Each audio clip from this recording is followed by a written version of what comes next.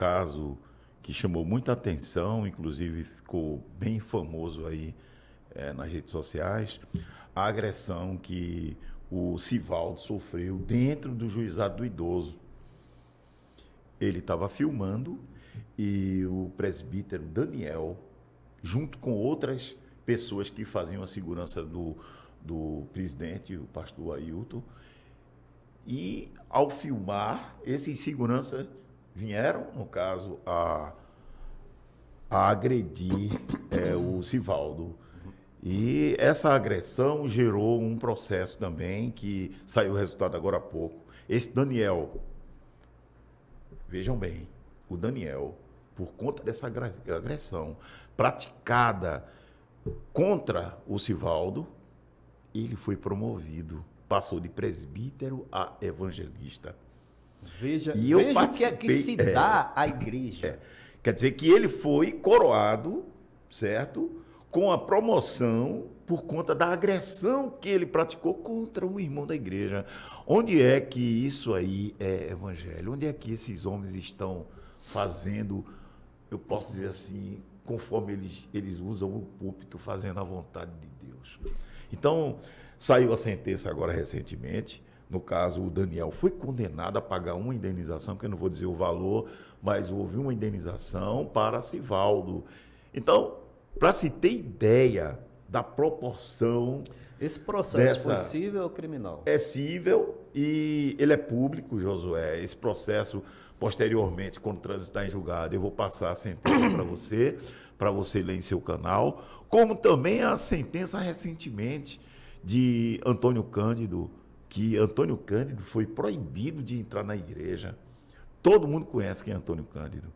Ele é conhecido como Antônio Alfaiate, que ele é um alfaiate de grande profissionalismo, uma pessoa muito solicitada como profissional. E ele tem aquele conhecimento, ele faz ternos ternos finos para autoridades, para advogados, para pastores. Então, é uma pessoa muito conhecida na igreja. E Antônio, ele foi proibido de entrar para assistir o culto, coisa que ele, como ele trata-se de um idoso de mais de 70 anos, ele deveria ter esse respeito. Até pela sua condição de membro da igreja, sua condição de idoso, não. Os seguranças agiram com rispidez, truculência, e não deixaram ele assistir o culto. Ele entrou, ganhou o processo, tá certo?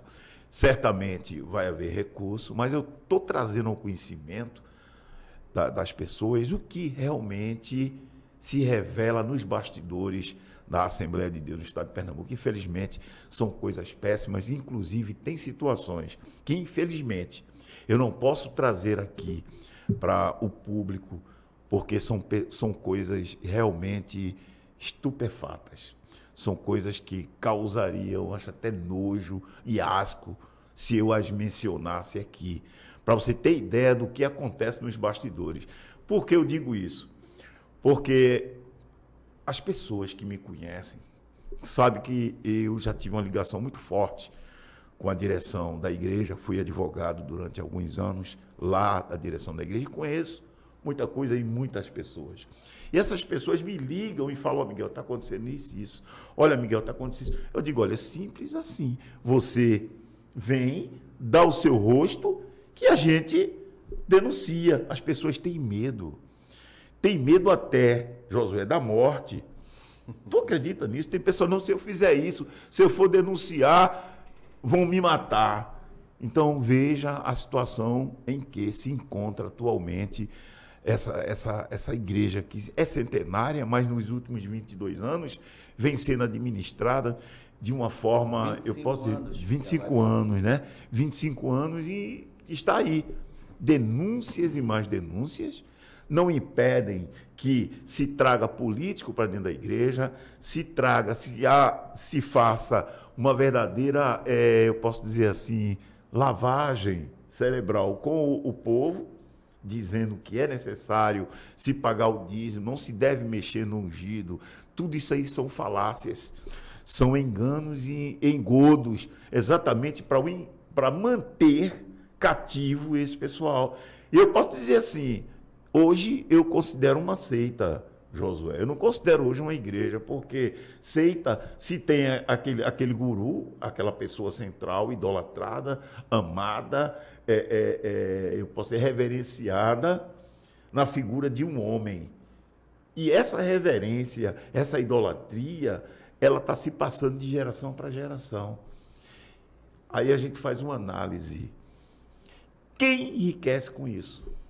Quem tira proveito com isso? Os pastores. Porque, Josué, eu vi a lista de salário deles. Inclusive é pública, está na internet. Foi colocado de forma pública num dos processos. E está lá. São salários altíssimos. Que para ganhar aquele salário, eles, talvez na iniciativa pública, num qualquer entidade pública, ele não ganhasse. Jamais. Jamais. Esses homens, se eles estivessem no mercado de trabalho, estariam ganhando, no máximo, 5 salários mínimos. E olha lá. E a gente sabe que a questão religiosa não é uma questão profissional, mas eles trouxeram o profissionalismo para dentro da igreja. Eu sou pastor, tenho que ter meu salário. Quando a gente sabe que até Jesus trabalhou, até os 30 anos ele trabalhou. Exatamente, Jesus trabalhou. E você veja, doutor Miguel, a coisa como é tão absurdo, né? Eles perderam o respeito pelas pessoas, porque agem desonestamente, em nome de uma verdade, de uma falsa verdade. Mais grave ainda é que eles perderam o temor. Eles não vislumbram que a igreja é uma igreja de Jesus, de Deus, do Espírito Santo. Não, eles fazem o que querem. Compreendeu? Não tem um alcance. Querem e vão morrer. E se você estiver esperando que Deus vá agir, Deus não vai agir, não. Quem deve agir é você. Deus pode até agir, né? Por uma necessidade, por um pedido, por uma, vamos dizer assim, ação nossa para corrigir os problemas. Porque Deus é Senhor do universo. A gente vê aí a história. O quanto a igreja, o evangelho já foi mal entendido, perseguido. Pessoas morreram em catacumbas, né? Ao fio da espada, entregues às feras. Isso faz parte, mas nem por isso você vai permitir, porque quando você permite, você está sendo omisso. O verdadeiro soldado é aquele que defende os interesses, né, da sua pátria. E quantas pessoas, Josué, estão passando fome hoje? Quantas pessoas estão doentes, desalentadas, exatamente por conta dessa situação? Quantas pessoas estão em desespero, Josué? Josué, quem enriquece são os pastores. Os membros estão cada vez mais pobres. E a Bíblia diz para eles: ai daquele que ajunta para si riquezas mal adquiridas. E em Provérbios diz: olha, é melhor você comer o pão seco, sem manteiga, com a consciência tranquila, do que uma mesa farta, né? Com injustiças. A gente vê aí até um absurdo. A pessoa levar missão para os Estados Unidos. Missão. Lá é um país praticamente protestante. Não precisa de missionário. Portugal também. Argentina também. Exatamente. África também. Não, doutor Miguel, e o pior é que Deus, né, na sua... que ele sempre teve, Elias, quando pensava que estava sozinho, Deus disse: olha, Elias, ainda tenho 7.000. Aí, eu vou dizer o cara, não me referindo a esse gestor, mas eu digo o cara genericamente, acha que ele é o escolhido, ungido de Deus, que deve disseminar o evangelho no mundo. Agora, a vida no seu país, no seu estado, na sua cidade, na administração da igreja, não recomenda nada disso. Deus pode se utilizar em todo o planeta Terra, por exemplo, para fazer brotar, frutificar a palavra dele. Aí o camarada sai daqui, de sua cidade, deixa o povo sofrido, passando dificuldade, doença, desemprego, privações, compreendeu? Esse povo que alimenta isso, é por isso que a Bíblia diz: olha, O meu povo será levado cativo por falta de conhecimento. Os seus nobres terão fome e a sua multidão se secará de sede. Agora, Deus onipotente, o supridor, né, o provedor, o povo dele ser levado cativo e passar fome, porque não tem conhecimento. Não é verdade? Rejeita a dispensa cheia de Deus para comer bolota de homens. Então, meu amigo, olha, seja vítima de suas próprias escolhas e da sua própria maneira de ver o mundo e também a igreja. É isso que acontece. O Josué, há uma grande exploração, Josué, porque todo ser humano, ele tem um lado religioso dentro dele. É necessário que isso aí flua, é necessário que seja preenchido. Então, esses homens, eles observaram isso. Então, todos eles usam técnicas de pregações, tá certo? Aquela técnica que deixa você... Meu amigo, é um absurdo. Então, aquilo ali, exatamente, aquilo ali, aquela oratória... Meu amigo, é muita coragem o cara... Aquela oratória tem um sentido. Aquela oratória deixa você cativo. O lado religioso, eles exploram dessa forma, exatamente com o único objetivo, Josué, o lucro. Não tem outro objetivo. Porque ele mantendo você naquela entidade religiosa, ele vai manter ali o quê? O sustento dele e dos demais. E não é um simples sustento. São luxos que eles não abdicam mais. Não. São luxos que eles já... aquele glamour... Se assenhoraram dele, é dele. Aquele glamour já faz parte da vida dele, da personalidade deles. E a família e os filhos e netos vai no mesmo caminho. No mesmo caminho. Doutor Miguel, aqui no Brasil, pastores presidentes, uma vida totalmente irrecomendável apostolicamente e biblicamente. Usa a membresia, aí mantém filho nos Estados Unidos, neto nos Estados Unidos, promovem os filhos para cargos políticos eletivos, compreendeu? E vai enganando o povo. Agora, uma coisa complicada é que as pessoas não se perceberam, eu falei até nesse vídeo agora, é que periodicamente eles criam tipo uma associação, uma redoma, onde se defendem mutuamente, para continuarem explorando o povo e dizendo ao povo, à igreja, que são santos, que são homens, anjos da igreja, são homens que são revelados e não tem nada daquilo, é um bando de mercenários, de impostores, compreendeu? De aproveitadores. Esses homens deveriam era ser expulso da igreja. Se quiser entrar no céu, tem que se humilhar. Eu digo isso, às vezes eu sou muito contundente, mas é a verdade, meu amigo. O reino de Deus é muito diferente do reino material. Ou eles se humilham, descem, ou o amor ao dinheiro, às posições, vai jogá-los todo aquilo que Jesus falou, nas trevas exteriores. Exatamente. Nas trevas exteriores. Josué, tem um adágio judaico que diz o seguinte: não existe coincidência, sempre existe um motivo. Então, não foi por acaso que veio, infelizmente, essa pandemia para tirar a cortina desse engano desse pessoal.